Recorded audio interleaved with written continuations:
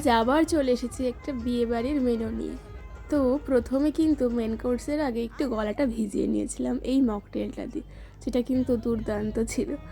উফ, এই ঠান্ডার মধ্যে মকটেল একটু চাপের, কিন্তু তাও বেশ ভালো লাগছিল। তারপর এরকম কলা পাতায় কাঁসার থালায় প্রথমে এই পানির পাসিন্দাটা, উফ, খুব ভালো লেগেছে। পনির আমি অত পছন্দ করি না, কিন্তু এটা কিন্তু বেশ ভালোই ছিল।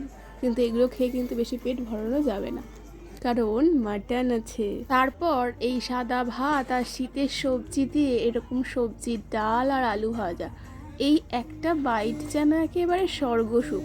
কি তাই তো, অন্য কিছু যেন মনেই হয় না খাই, এটা দিয়ে সবটা খেয়ে নি মনে হয়। তো সেটা করলে তো হবে না, আরও ফেভারিট মেনু তো রয়েছে। এই যে কলা পাতায় মোড়ানো এত সুন্দর একটা ভেটকি মাছ, এখনও আমার এডিট করতে গিয়ে ভয়েসে গিয়ে জিভে জল আসছে। তোমাদের কাদের আসছে অবশ্যই জানাবে, আর আমার এটা কিন্তু খুব পছন্দ। তারপর আমাদের সোস স্টফার এই চলে এসেছে, ঘিয়ের গন্ধওয়ালা ফ্রাইড রাইস আর এরকম মাটন। এই মাটন কষাটা অতটা রিচ ছিল না, আর মাটনটা তো ধরেই একদম মুখে পুরো মিলিয়ে যাচ্ছিল। উফ, এখনও জিভে জল আসছে, এখনও সেই স্বাদ আমি ভুলতে পারিনি। এই সমুদ্রগড়ে এই বিয়েবাড়িটা ছিল, তোমরা কারা কারা সমুদ্রগড় থেকে দেখছো আর বলো আমাকে।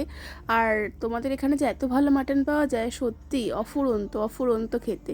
তারপর আর কি চাটনি পাঁপড় একদম খুব ভালো খেতে ছিল, প্রত্যেকটা আইটেম একদম টপ নচ, কী আর বলবো।